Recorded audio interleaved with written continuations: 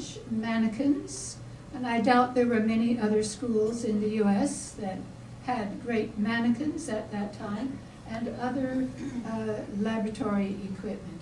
It was also reported in publications to be the biggest school of nursing in the US, with hundreds on the waiting list. And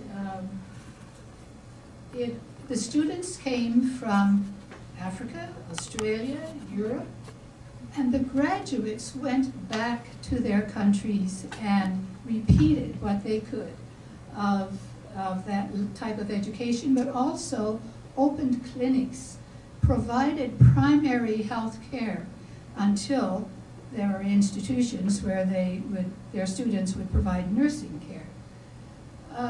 They were forerunners. They were courageous pioneers as missionaries, as well as those who returned to their home countries. I find this interesting, and I smile every time I read it, that in 1905, the Medical Missionary Yearbook listed the names of all the physicians who were in missionary service, but not the nurses. Why? Because it would take too long a list. Nurses at Battle Creek were leaders. This is another thing that I was intrigued to find. One of the first administrators, that is, we would say director of nurses and director of the school at Battle Creek, was a pioneer in the forming of nursing organizations, including the American Nurses Association. She was a charter member, and of the Michigan Board of Nursing and the National League for Nursing. And when nurses met for the first time as a large collective group in Chicago in 1893, she was one of the keynote speakers. Now, Catherine Jensen Nelson is well known here at Loma Linda because she actually ended up here as a dean or director or principal or whatever she was called at that time. But in 1921, she was appointed to a full-time position in the General Conference to the Health Department. And she was an amazing pioneer. She was very progressive and often a step ahead of the latest developments for nursing education in the country. And she encouraged diploma nursing programs to have college education credits, and worked on that so that it was possible. When nursing was being encouraged, nursing education was being encouraged to move into higher education, she had a lot to do with that happening in our Adventist system. And actually, we were well set for that because each union had a college and a hospital and a school of nursing, and getting the hospitals and the colleges to work together wasn't all that difficult. At least the systems were in place, and it could happen. Adventist nursing quickly became known for excellence. Excellence in education, practice, and administration. You notice it, I'm not saying research. At that time, nurses weren't doing research, but we'll talk about that later. But it was quickly known that the graduates of Battle Creek, and not only Battle Creek, but then our subsequent schools, were excellent in their practice, and there was something about them that was admired and respected. Our early nurse educators, not only Catherine Jensen, but probably with her influence, were very innovative. In 1924, Washington Missionary College started a program toward a Bachelor of Science in Nursing, probably in nursing education. I need to check that out. I'm going to spend some time in the archives where Dr. Chapman created her encyclopedia of nursing, but I need to go back there and see it for myself. But 1924, with the first graduates in 1928, they were the second in the country to do that.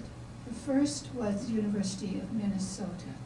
Now imagine, Washington Missionary College.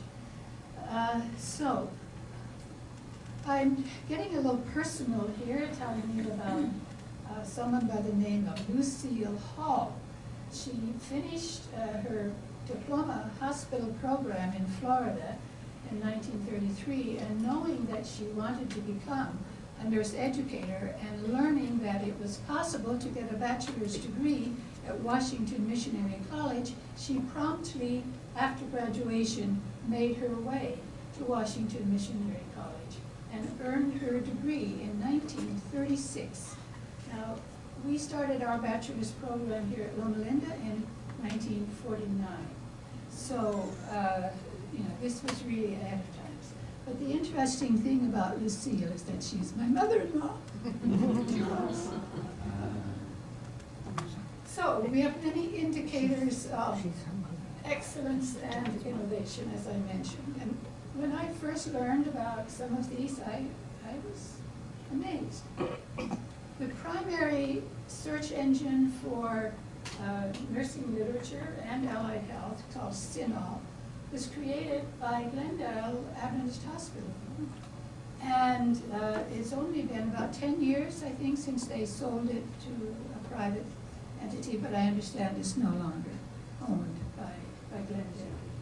But that is the widely used index. The very first book on the nursing process, which is the systematic approach to nursing from assessment to nursing diagnosis, was authored by Lucille Lewis, a faculty member here at Loma Linda.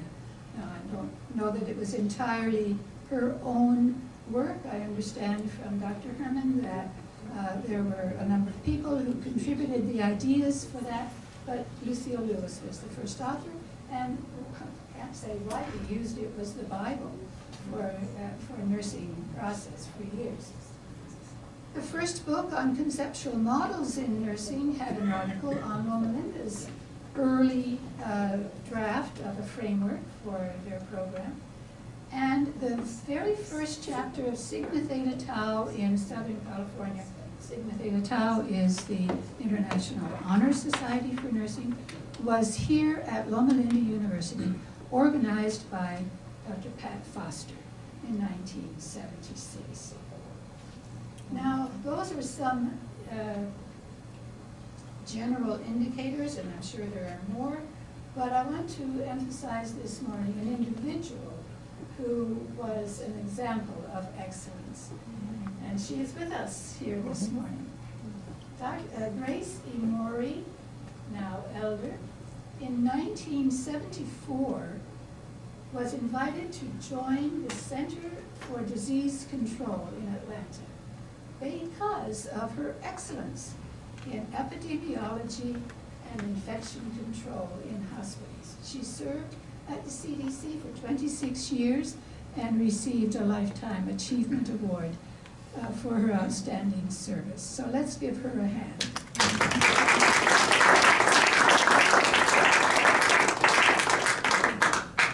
Thank you, Grace, for being such an example. I mentioned ASDAN earlier for its publications.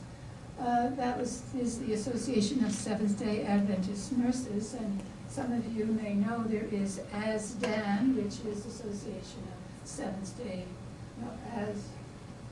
anyway, there's one for dentistry still, but ASDAN started in 1967, and it had annual meetings and conventions and published a quarterly newsletter kind of journal starting in 1968. And in that ASDAN forum, as it was called, they published white papers, position papers that were relevant to Adventist nurses, such as Adventist nurses and labor relations, and on medical abortions, and Adventist nurses in the armed forces and such. And then there was the commemorative issue, which I mentioned, in 1983 on the first 100 years of Adventist nursing, and I learned a great deal from that issue. Interestingly enough, when Dr. Francis Pride edited that issue, being 1983, the book, A Mission of Love, A Century of Adventist Nursing, was not in print. So she didn't have that as a resource. She went back to the archives, I think spent a few days, but if she'd had that book access, she would have been able to do even more. So this is the book I'm mentioning, published in 2000. But all this support for Adventist nursing in the General Conference and through like the organization of ASDAN, a lot changed in the year 1990. At that time, there was a major restructuring in the General Conference and downsizing of the departments. Now, maybe that was necessary. Downsizing often is. But it was almost deadly for nursing because there was no longer any oversight at all for nursing in the General Conference. The person who had been responsible for ASDAN was assigned to take care of women's ministries in the North American division in order for her to still have a job. She did continue to try to put out at the ASDAN forum, but ASDAN itself, and there were a couple of other bodies. There was a nursing council, and there was a council on nursing education. Those entities had been formed to give guidance to the Department of Education and to the Department of Health on nursing matters, but after there was no longer a nurse in the General Conference, all of those programs, organizations, publications, all gradually closed. So that was 1990. And basically nothing happened related to nursing much until 1997. The director of health ministries at that time decided that maybe there was a solution to their having more help at the General Conference level. After all, Loma Linda was a GC institution. It was receiving a subsidy from the General Conference. So why not turn to Loma Linda and ask for some of their experts or their personnel to contribute to the GC.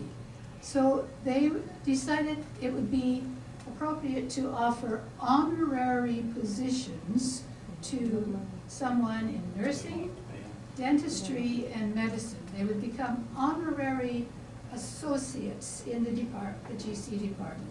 They would have some support, such as a travel budget, but Loma Linda could cover their salaries. Well, that was Dr. Whiting, and I mentioned, I think one of the first things he did was to ask Loma Linda School of Nursing to put on a global nursing conference, the first ever, and I don't think there's been one since. But he asked Dr. King to please put on a global conference for nurse educators, and it was very well attended and a very big success.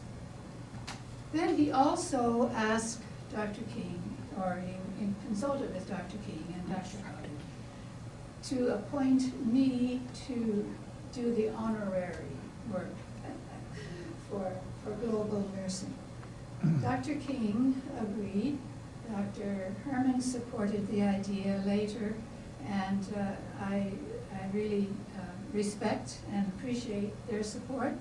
Dr. Herman used to say, this is our way of the school paying tithe to the General Conference. So, without ASDAN or any other organization to be holding our large network together, I thought that maybe the first thing I should do would be to create some connections among our large network of schools and sort of operate as a family system. So I developed two goals. One was to see our large global network to be more connected and to operate as a system. And the second was to develop a philosophy and conceptual framework that represents the shared values and beliefs about Adventist nursing globally, regardless of culture and setting. So, in order to do this, we needed some money beyond what little I was receiving as a travel budget.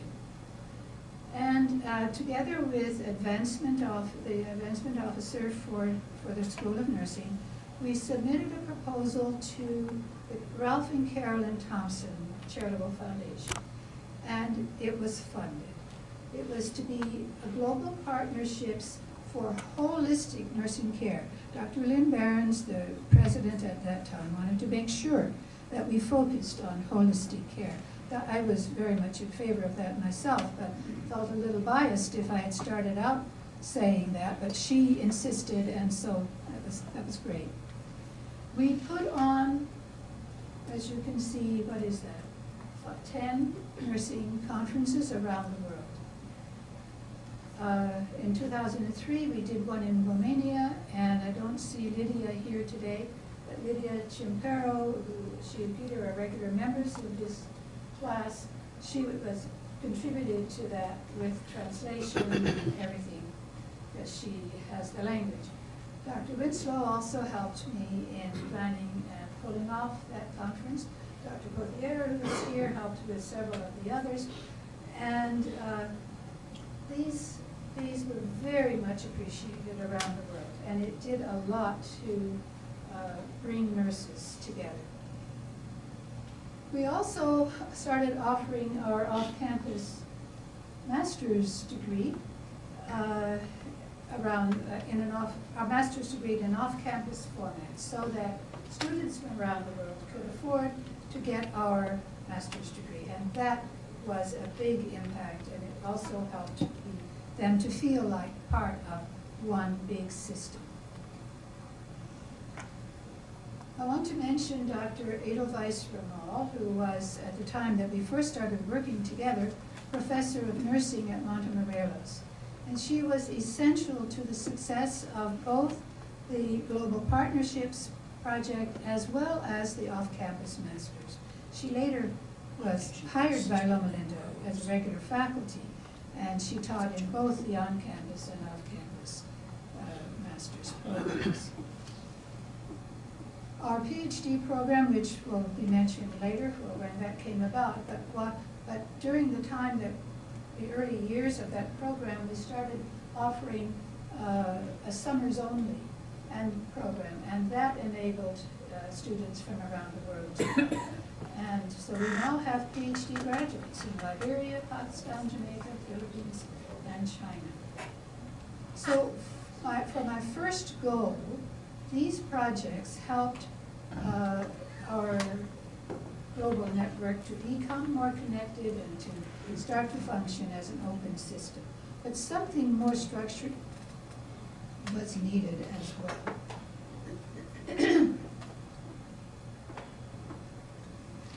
The leaders of SDA schools in North America decided to come together and to consider how to be more connected, both nationally and globally.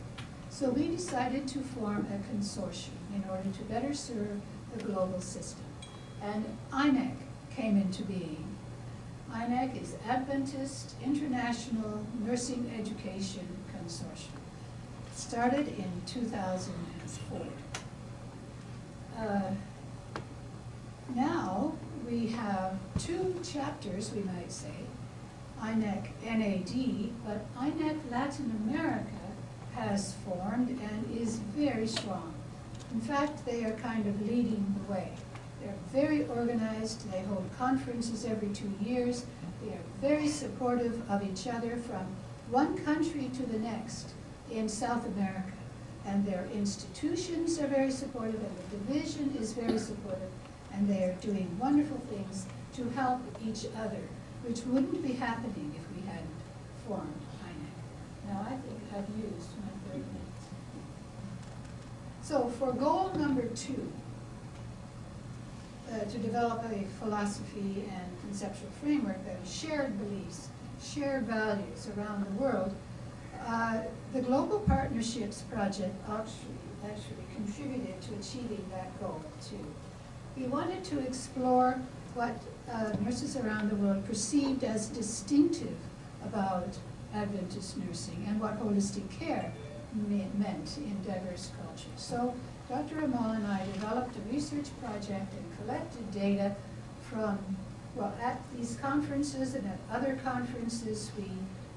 We got first-hand data. I'm not going to go into the details of it, but we had something like 213 participants representing almost every division of the church except, well, every division that has a nursing program. So, when we analyzed the data and we looked at the values, of course, there were all the traditional values.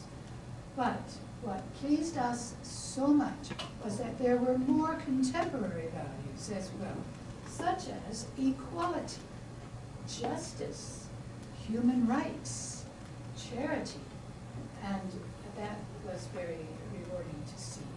So as far as beliefs, Adventist nurses around the world believe that nursing is a sacred ministry and that nurses are called to reflect Christ's healing ministry to the whole person and the restoration of the image of God in human beings. So the mission of Adventist nursing, we concluded, is to promote healing and well-being and restoration of the connection between humans and their Creator. We came up with this model, and the key, of course, God is over all. The nurses relate to the environment, to the community, the individual, to the family, and they do this through 3 major activities. Caring, these are the constructs that we identified from the data. Caring, empowering, and connecting. I won't go into more details about that because that would take too much time. You want to tell me when to stop? Please go, yes, keep going. It's very interesting. Thank you. Okay. Well, as I said earlier, research was not usually emphasized in Adventist educational institutions or programs. It was very slow, but they were focusing still on teaching. But in health-related institutions, maintaining expertise is emphasized. So time for research is limited. But in 1986, the National Center, notice, Center for Nursing Research, was organized at NIH. And Dr. Helen King, dean at the time, developed a vision that Loma Linda faculty would obtain funding and become researchers, not just teachers. So that was 1986. In 1987, I was interviewed by her for a position here, and she shared that vision with me and assumed that I would indeed share that vision and pick up on it. So, indeed, her vision was materialized. I was fortunate to do a postdoc. I had funds from the General Conference after returning from many years abroad. There's a story there which I'll just tell you very briefly. Before leaving the Far East to come here, I applied to have access to those funds. If you've served so many years, you're entitled to a few months of support. But when I applied, the General Conference wrote back and said, "I'm sorry, you're a woman and you don't qualify." Oh my, no, really? Really? In 1997? 87. 87. No, 87. Surely you jest. No. And Elder Don Roth, who was the GC representative here for a long time, had been in the Far Eastern Division when we first went there, started in 1966, so he knew us well, and at that time he was in the General Conference. In his letter having to tell me the action taken, he said, I know this is discriminatory. And I will try to reverse that. And when I came to Loma Linda, I told Dr. King that, there was a slight possibility that I might still get some funding, and if I did, would she allow me to use it to do a postdoc? I would still continue teaching, but it would cover my travel and other expenses. And at Fall Council, which met in South Africa in the fall of 1987, Elder Roth and another colleague, I don't know his name, but someone in the General Conference, supported him in promoting that this policy was discriminatory. And he reversed it, as he said. And he said, I was the first to receive that. So with those funds, Dr. King allowed me to teach part-time and to travel up to UCSF. So I wrote a grant and did receive funding in 1995. But that was what was called a first award, which now would be called Early Investigator Award. But Dr. Van Cleve and her co-investigators, Becky Bossert and Lynn Saavedra, were awarded the first RO1s. Those are, real investigators here at the school in 1997, and altogether they received nearly $2 million.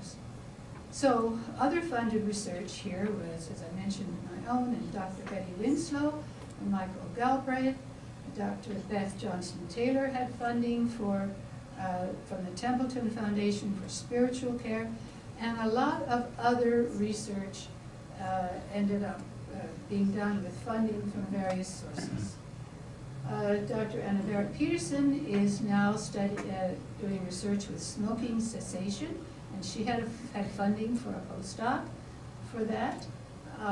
And as you can see, that is very closely related to the mission of Adventist Health Ministries, and many other topics. I won't take time to mention, but nursing research became, shall I say, prominent or very visible in the School of Nursing. So by 2002, the faculty were sufficiently established in funding research projects that the school was ripe to launch a PhD program in nursing.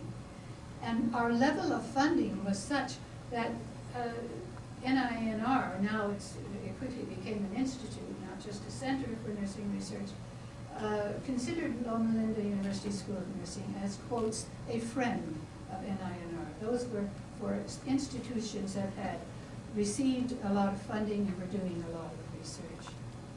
So that was the story on research.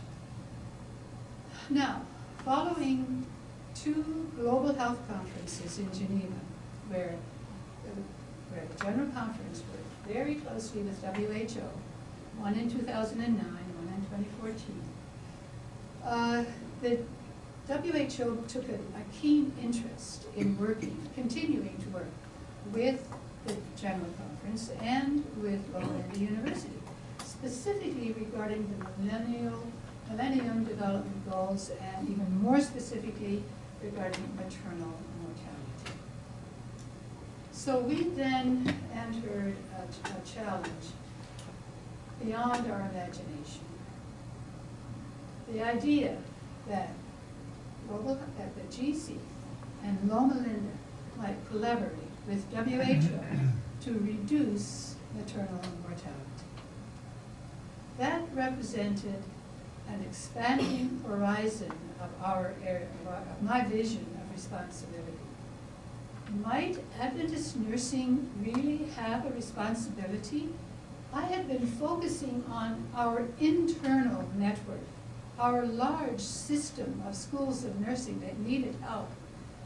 I call that our internal global constituency. But do we have also a second constituency? All human beings who need better health care, women particularly. But this was not all clear whether we should really do this. This called for serious reflection. We don't teach midwifery at Loma Linda. Loma Linda faculty would need to be involved as consultants. What should we do? In the meantime, WHO continued to seek funding for a project to reduce maternal mortality with the possibility of the GC and Loma Linda as partners. The idea was that we would create laboratories of change at whatever sites we chose to improve midwifery education. Well, we thought it wouldn't happen, that they wouldn't succeed in getting the funding. But in 2014, WHO said to us, okay, it's only $1 million, but we have $1 million. Are you willing?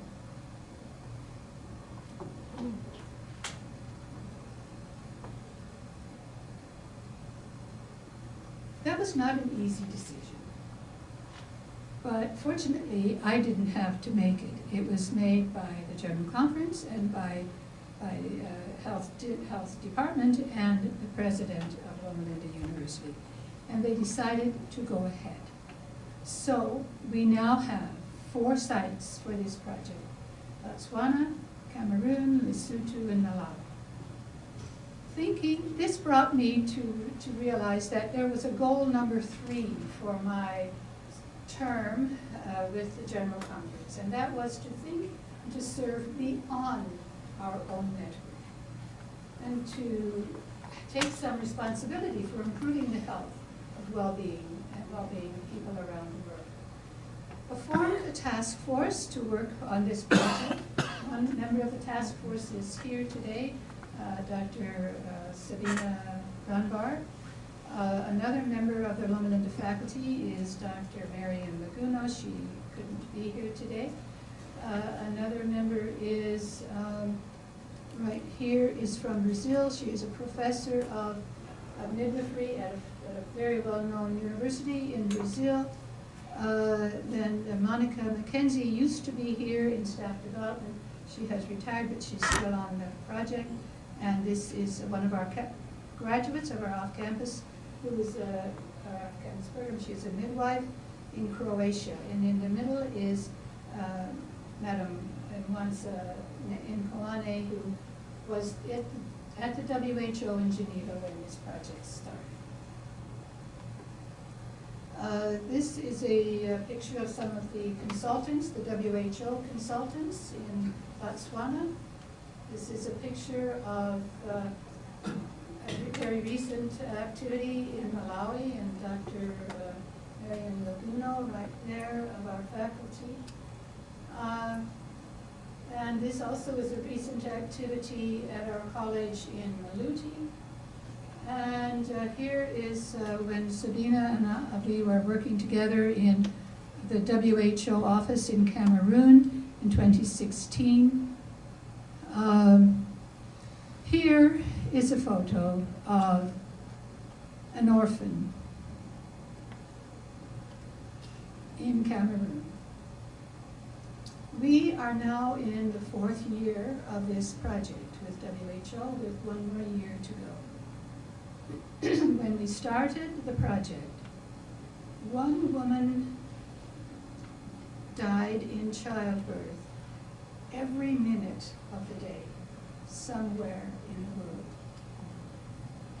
Our project has not been the only one, and we are not taking any credit for improvement in maternal mortality rate yet. Hopefully our project will have some long-term effect. But today, reported just last week by UN, that today that is reduced, that rate of mortality. It is now 1 woman every 11 seconds dies in childbirth, somewhere in the world. That's more. This little orphan is symbolic of why we are engaged in this project, and I want to mention she is wearing a dress made by Esmerna Taylor, who created hundreds of these, and we took them with us to our projects. So, some reflections. We can look back with satisfaction on the first 100 years with a record of excellence and innovation in education, practice, and administration. And we are now well into the second 100 years, and we've added excellence in research. Not doing too badly there. But we are now facing a new era, and we have to ask ourselves, will we again be pioneers of change as they were in the first 100 years? Are we ready to engage in transformative, interdisciplinary education and research, which is what is needed at this time? I'd like to say that I am confident that the second 100 years will produce Adventist nursing leaders who are courageous and who will pioneer in the actions needed at this time in history, including interdisciplinary effort. And I'd like to add, we are not alone in moving Adventist nursing into the future. Other Adventist health systems and sisters are also globally engaged and poised to pioneer in their own projects as well as to partner with us. I am also confident that global health, the General Conference Health Ministries Department will continue to support the nursing component of Adventist Health Ministries, as it has over all of the past, and particularly in the past 20 years as we have collaborated with Loma Linda and the work that I've been doing.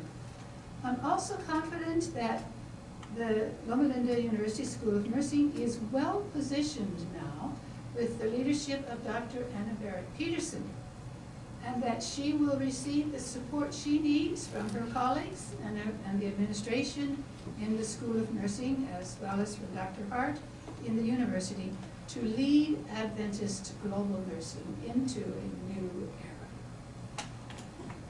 I'm confident that in the future, Adventist nursing will continue to play a major role in making a difference in the health and well-being of women and men on this planet, and at the same time contribute to the knowledge base that will make that possible. Thank you. Wow.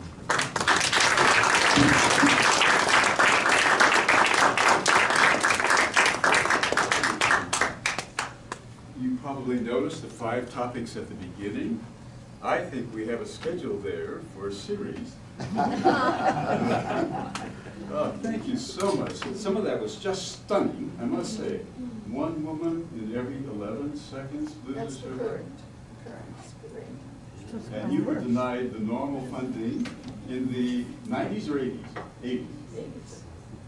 Because, well, we don't even mention it. Okay, let's say the Lord's Prayer. 1 second. Why do we do these liturgical things at the end? Connect ourselves with each other, but also with the millions of Christians who have lived all over the world, right? Through the centuries. When you think of these words, think of the millions of people for whom these words were the very last ones they heard before they died. All right? Let's pray. Our Father, which art in heaven, hallowed be thy name. Thy kingdom come, thy will be done, on earth as it is in heaven.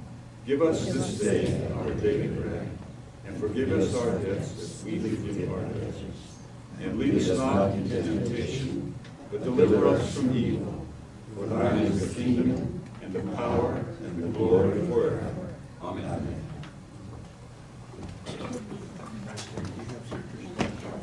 I have this. Yes, I have it.